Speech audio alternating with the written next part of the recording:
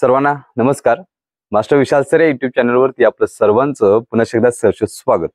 आज सकाळी एक महत्त्वाचा व्हिडिओ तुमच्यापर्यंत पोस्ट केलेला आहे. त्याच्यामध्ये महाराष्ट्र पोलीस भरती असू दे, वनरक्षक भरती असू दे, दारूबंदी पोलीस असू दे किंवा इतर भरती असू दे, त्यासाठी अतिशय महत्त्वाचं म्हणजे आपली जे फिजिकल बॅच चालू झाले त्या फिजिकल बॅचचं पूर्ण इन्फॉर्मेशन की कशा पद्धतीने स्ट्रक्चर असणार आहे, काय असणार आहे, शेड्यूल कशा पद्धती असणार आहे, त्या बॅचमध्ये आपण काय घेतलं जाणार आहे किंवा सगळी इन्फॉर्मेशन त्याच्यामध्ये दिलेली आहे. तुम्ही जर ती पाहायला नसेल तर या व्हिडिओच्या खाली डिस्क्रिप्शन बॉक्समध्ये लिंक दिलेली आहे किंवा या व्हिडिओच्या खाली एक लिंक येईल किंवा या व्हिडिओच्या नंतर सुद्धा एक लिंक येईल. त्याच्यावरती टच करून तुम्ही आयकॉनवरती टच करून तुम्हाला तो व्हिडिओ पाहून घ्यायचा आहे. आता खूप महत्त्वाची इन्फॉर्मेशन गेले खूप दिवस झालं. महाराष्ट्र पोलीस भरती 2022-23च्या मुलांचे एक प्रश्न होते की सर असं झालंय, असंच झालंय, जॉईनिंग का थांबवलेत, पुढची लिस्ट का लागत नाहीयेत, व्हेरिफिकेशन का राहिलेलं आहे किंवा त्याचपर्यंत छत्रपती संभाजीनगरचं कारागृहाचं काय प्रॉब्लेम आहेत, जे मुलं अजून कोणत्याही पद्धती 100 ते 150 जागा जरी रिक्त असतात तर सुद्धा खालच्या मुलांना का बोलवलं नाही, मुंबई सुद्धा पुढचे प्रोसेस का थांबले, पुणे कारागृहाचं काय चालू आहे वगैरे वगैरे जे काही प्रश्न होते त्या प्रश्नावरती आज आपण बोलणार आहोत. सो अतिशय महत्त्वाचा विषय आहे. जसं की आपण नवीन पोलीस भरती असू दे ती सुरुवात करत असताना मुलांच्या सुरुवातीपासून ते शेवटच्या टप्प्यापर्यंत अगदी ट्रेनिंगला जाऊपर्यंत त्यांच्या सोबत असतोय हे पूर्ण महाराष्ट्राला माहित आहे. सो अशाच महत्त्वपूर्ण आणि माहितीसाठी म्हणजे पहिल्यापासून ते शेवटच्या माहितीसाठी या नवीन पोलीस भरतीसाठी सुद्धा वनरक्षक भरतीसाठी सुद्धा पहिल्या डेज पासून ते शेवटच्या डेज पर्यंत आपला चॅनल तुमच्या सोबत राहणार आहे. सो विनंती करतोय की आता चॅनलला सबस्क्राईब करून घ्या आणि त्याच पद्धतीने टेलिग्राम चॅनल सुद्धा जॉईन करून घ्या, जेणेकरून अशीच इन्फॉर्मेशन तुम्हाला टेलिग्राम चॅनलवरती सुद्धा भेटून जाईल, युट्यूब वरती सुद्धा भेटून जाईल, सगळीकडे तुम्हाला अगदी फ्री ऑफ कॉस्ट मध्ये भेटून जाईल.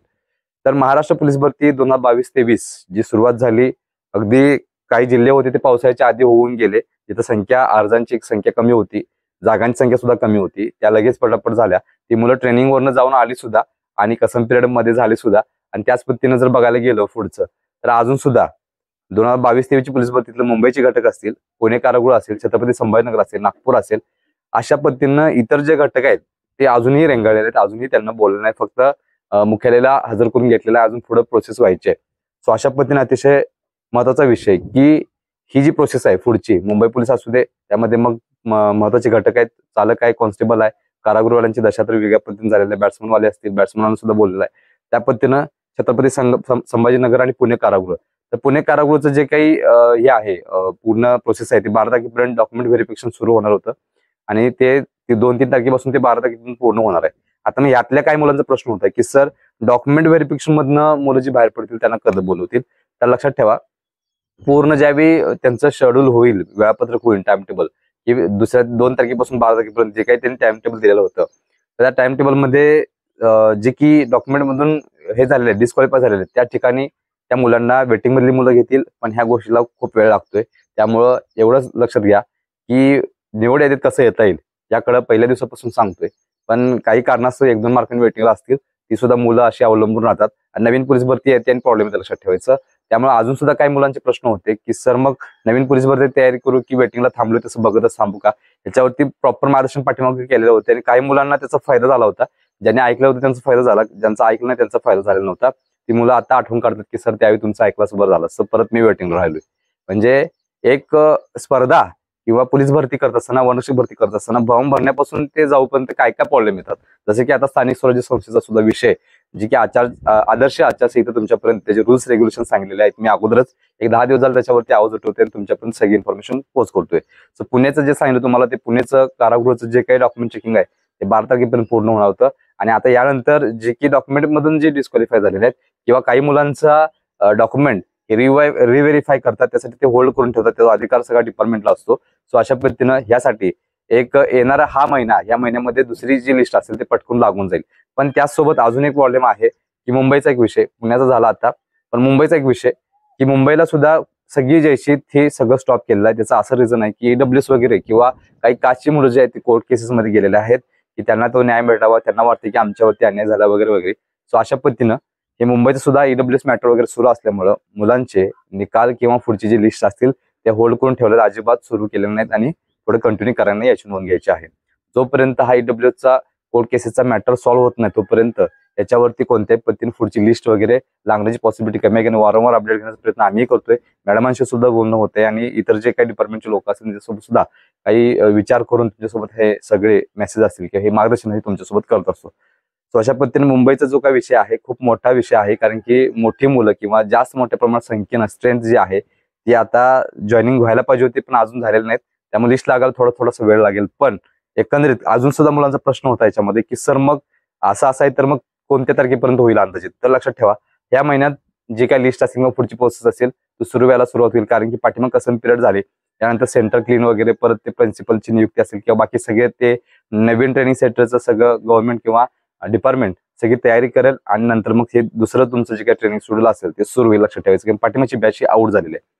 सो अशा पद्धतीनं जोपर्यंत या कोर्ट केसेसचा निकाल लागत नाही तोपर्यंत पुढच्या गोष्टीला हे वेळ लागणार एवढं लक्षात ठेवायचं. त्यामुळं मुलांचे प्रश्न होते की सर मग का पॉज केले, आम्हाला भीती वाटली, आम्हाला घेणार की नाही. सगळ्यांना घेतील, काय विषय नाही. पण आता फायनली एक लक्षात ठेवा, तुम्हाला अगोदर सांगितलं होतं की फॉर्म भरत असताना सांगतोय की तुमचा दावा जर केला तुम्ही जर एखाद्या कास्टवरती एखाद्या समांतर आरक्षणावरती तर तो फायनल नाही म्हणून आधी सांगितलं असते फॉर्म भरण्यापासून. कारण की अंतरिम आणि अंतिम ह्या दोन गोष्टीचा फरक मी महाराष्ट्रात सांगितलं होता. लक्षात ठेवायचं अंतिम आणि अंतरिम लक्षात ठेवायचं. अंतरिम म्हणजे काय तर ते फिक्स नाही, अंतिम म्हणजे काय एखाद्या गोष्टीचा शेवट अशा पद्धतीनं. तर अंतरिम मध्ये मुलं कोणत्याही पद्धतीने मॅटमध्ये वगैरे जाऊन एखाद्या मुलांवरती वाटते की अन्याय वगैरे झालाय. पण इतर जिल्ह्यामध्ये हे प्रकरण एवढं मोठं झालेलं नव्हतं, कारण तिथे जागा कमी होती आणि मुलांच्या मध्ये युनिटी कमी होती. पण मुंबईला कसं झालंय जागा जास्त आहे, मुलांच्या मध्ये युनिटी आणि मग एकत्र येऊन मुलांनी सगळा प्रयत्न केलेला आहे. पण तो आता बघूया किती काय होते, कारण सगळं ते कोर्टाच्या पायरीवरती किंवा पायावरती सगळ्या गोष्टी काय आहेत आता स्टॉप झालेल्या आहेत. त्याच्यावरती काय निर्णय येणार ते बघून पुढे निर्णय दिला जाईल आणि मग मुलांना पुढचे लिस्ट वगैरे किंवा जॉईनिंग वगैरे किंवा ट्रेनिंग वगैरे या पद्धतीनं सगळ्या गोष्टी सुरुवात होतील.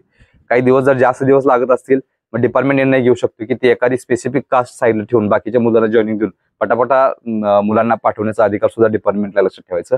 त्यामुळे आता जे काही निर्णय घेईल ते डिपार्टमेंट आणि कोर्ट अशा पद्धतीनं असेल आणि हे सर्वांना मान्यच करावं लागेल. लक्षात ठेवायचं. हे झालं मुंबई पोलीसचं. छत्रपती संभाजीनगर किंवा इतर जे काही कारागृह विभागाचे निकाल आहेत अजून सुद्धा जॉईनिंग नाही आहे.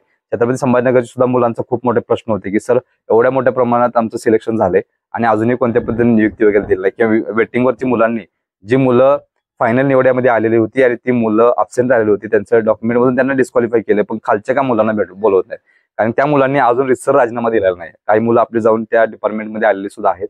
त्यांचं मत असं आहे की रिसर डॉक्युमेंट दिले नाहीत आणि त्यामुळेच प्रॉब्लेम आहे. त्या लक्षात ठेवायचं. त्यामुळं इथं सगळा गोंधळून बसलाय की एकमेकांवरती सगळ्या गोष्टी डिपेंडिंग आहेत. जसं की काही मुलांचं छत्रपती संभाजीनगरच्या इथे सीपी मुंबईला कॉन्स्टेबलला ईडब्ल्यूएस मॅटरमध्ये किंवा असेल सहभाग तर मग तिकडे राजीनामा कसा देईल हा पण एक विषय आहे. त्यामुळं हे एकमेकावरती डिपेंडिंग राहिल्यामुळं या सगळ्या गोष्टी अवघड होऊन बसल्यात आणि अनबॅलन्स झालेल्या आहेत. सो काही दिवसामध्ये किंवा ह्या महिन्यामध्ये जून महिन्यामध्ये या सगळ्या गोष्टी पूर्ण होतील असं वाटतंय. तरी सुद्धा अजून सुद्धा डिपार्टमेंटमधून इन्फॉर्मेशन घेऊन किंवा आतली इन्फॉर्मेशन घेऊन तुमच्यापर्यंत पोहोचवायचं काम आपण वारंवार करणार आहोत. सेम अशाच पद्धतीने इतर ठिकाणचे जे काही निकाल असतील ते सगळे डिपेंडिंग आहे मुंबईच्या निकालावरती. मुंबईच्या निकालावरती ह्या सगळ्या गोष्टी डिपेंडिंग आहेत. जोपर्यंत मुंबईचे पुढची केसेस किंवा फायनल हिअरिंग होत नाही तोपर्यंत याच्यावरती कोणताही निकाल लागणार नाही आणि अशा पद्धतीनं पुढच्या गोष्टींना थोडा थोडा हळूहळू वेळ लागणार हे मात्र नक्कीच. सो अतिशय महत्वाची इन्फॉर्मेशन होती की 2022-23च्या मुलांना कोणीही सांगत नव्हतं काही विषय चालू आहे काय वगैरे वगैरे. सो या आदरणीय विद्यार्थ्यांना मगापासून जे काही गोष्टी सांगितल्या त्या लक्षात ठेवा. फक्त संयम बाळगा आणि यातनं एक अनेक प्रश्न की सर आम्ही वेटिंगला आणि माझं 100% ते छत्रपती संभाजीनगरला होणार आहे आपलं कारागृहाच्या विभागाला, तर मग काय विषय होईल की वेटिंगला आहे तर मी वाट बघू की नवीन पोलीस भरती तयार करू. एक लक्षात ठेवायचं कोणावरती कधीही शेवटपर्यंत जोपर्यंत तुम्ही आज जात नाही फायनल तोपर्यंत विसंबून नाही राहायचं. आपली जबाबदारी आहे जोपर्यंत आज जात नाही तोपर्यंत आपण प्रॅक्टिस आपण ग्राउंड किंवा बाकी काही गोष्टी सोडणं हे टाळायचं असं लक्षात ठेवायचं. सोडायचंच नाही अजिबात. ग्राउंड सोडायचं जोपर्यंत आपण जिंकत नाही तोपर्यंत आपण ह्या गोष्टी ठेवायच्याच, म्हणजे कंटिन्युटी ठेवायची, सातत्य पाहिजे तुमच्यामध्ये. कारण की अतिशय महत्वाचा विषय आहे की एवढी मोठी कॉम्पिटिशन आहे. जर तुम्ही आता थांबला तर नवीन पोलीस भरती तोंडावर येईल आणि तोंडावर आल्यानंतर अचानकच मग प्रॉब्लेम येईल. अचानक प्रॉब्लेम आला तर मग काय करणार हा पण विषय लक्षात ठेवायचा. सो काही विषय अशा पद्धतीने आहेत की जो पण जिंकत नाही तोपर्यंत अजिबात मैदान सोडायचं नाही. या तत्वावरती लक्षात ठेवा. पाठिंबाच्या सुद्धा पोलीस भरतीमध्ये ज्या मुलांनी माझं ऐकलं होतं ती मुलं पोलीस भरतीला या झाली आणि जी मुलं विसंबून राहिली वाट बघत राहिली ती मुलं मात्र अजूनही वेटिंगवर आहे. 2 मार्काने 3 मार्काने परत मेसेज होते की सर 2021ला एवढ्या मार्काने राहिलेलो होतो, 2022 सुद्धा एवढ्या मार्काने राहिलोय. काय करायला पाहिजे आता मला सांगा. मग आता हा जर विषय ही जर पोलीस भरती जर त्यांनी मारली नाही त्याचं तर वय बाद होऊन जाईल. मग अशी परिस्थिती आहे. लक्षात ठेवायचं तुम्ही काही कमी नाहीये, तुम्ही टेक्निकली कुठं कमी पडताय हे मात्र मान्य करावं लागेल. त्यासाठीच आपली ऑनलाईन बॅच आहे. लक्षात ठेवा त्यासाठीच आपली ऑनलाईन बॅच आहे. 1-2 मार्क 4 मार्क जरी वाढले आपल्या बॅचमुळे तर सुद्धा तुम्ही डायरेक्ट निकालामध्ये येताय, पीडीएफ मध्ये येताय. लक्षात ठेवायचं. समोर काय म्हणतोय. सो अशा पद्धतीने अतिशय महत्वाचा विषय होता की मुलांचे प्रश्न होते की सर मग जर आम्ही नवीन पोलीस भरती तयारी करू का वगैरे. 100% नवीन पोलीस भरती तयारी करा. तिकडे झालं तर झालंच, पण नाही झालं तर तुम्ही 2 महिने 3 महिने पुढे असणार आहे इतर पोरांच्या. लक्षात ठेवायचं. मग निकाल तुमच्याच नावावरती लागणार आहे. फक्त टेक्निकल लक्षात ठेवायचं जिथं चुकलाय ते रिपेअर करा. मुलं एकच गोष्टी करतात पोलीस भरती करणारी किंवा रक्षक करणारी जे चुकलंय तिथं रिपेअर करत बसत नाही, परत तीच चूक वारंवार करतात आणि ती मग मायनस होऊन एवढी मायनस होते की दिसायला सुद्धा अवघड जाते, जसा डोळ्यांचा चष्म्याचा नंबर.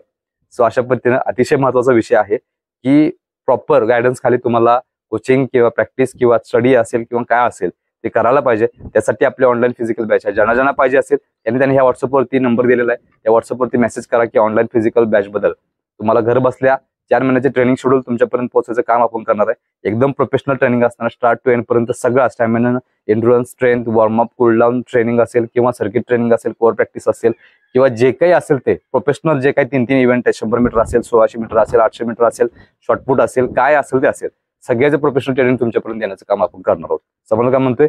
सो ज्यांना ऍडमिशन घ्यायचं असेल त्यांनी या व्हॉट्सअप नंबरवरती मेसेज करा की सर नवीन ऑनलाईन फिजिकल बॅचसाठी आम्हाला ऍडमिशन घ्यायचं आहे, लगेच आपली टीम तुम्हाला मदत करून देईल.